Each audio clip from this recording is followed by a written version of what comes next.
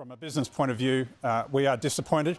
We are concerned with the decision that the Commission has brought down 5.75% plus 0.5% increase in the superannuation guarantee.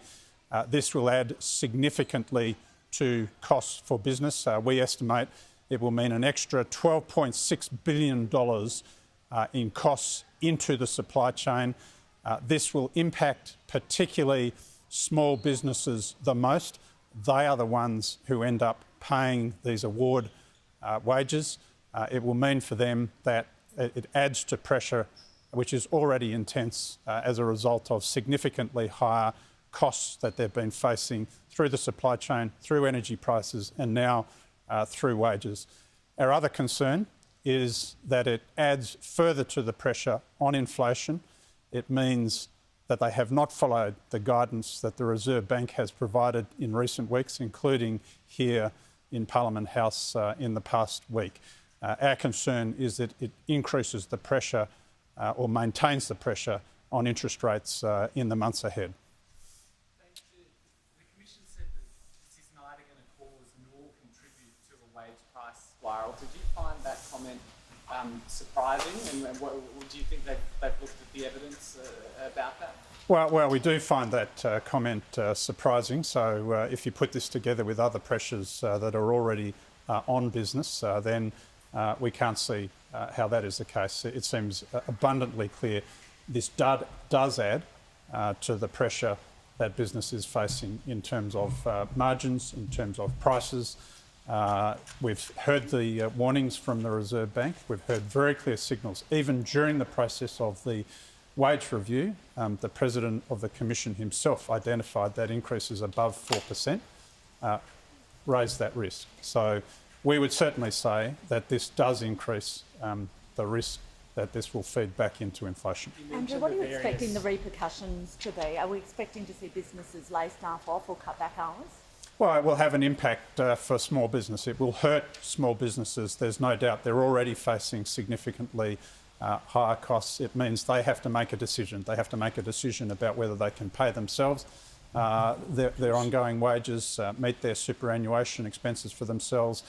Can they pay their suppliers in a timely fashion? Can they take on the employees that they need to hire? So it makes it very difficult for those small businesses to make ends meet. Our concern is it will have an impact on hiring decisions in the future, and it will have an impact on the viability of some small businesses. Does that have a flow-on effect to consumers, to customers? Well, of course, there is a risk for consumers in all of this. Businesses have to make the choice. To some extent, they've got to be able to pass on some of those costs. They've got to remain viable, and they're already facing, we've seen, pressures for increases in electricity bills somewhere between 15% and 30% in the period ahead. Add that to other costs that they are facing. Of course, this makes life much more difficult for many in those sectors, many in small business. What can government do to ease the pressure on business at this time? Obviously, this decision was made by the Fair Work Commission, but what can the government do in your opinion? Well, I think here there are some important issues, and our concern is that the Commission's decision reflects the fact that this annual wage review really is part of an outdated system. We're entrenching rigidity and inflexibility in our labour market. We are also concerned that the agenda, the reforms or the changes that the government will bring forward in the next few months on industrial relations will make it even more difficult. So we would urge the government to think very seriously about how do you maintain flexibility in the labour market, how do you make it easier to employ people, to give people jobs that will provide a good standard of living. How do we encourage stronger productivity in the economy? That is the secret to how we get real wages growing in this country. We really do need an ambitious agenda to drive productivity. We're not seeing that at the moment, and this decision does not help. You said that this maintains pressure on the Reserve Bank.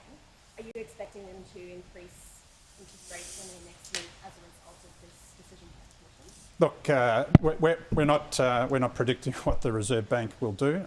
Obviously, they've provided guidance. They've said that increased wages growth will add to pressure on inflation. Of course, in those circumstances, then we would expect that that will add to the pressure on monetary policy.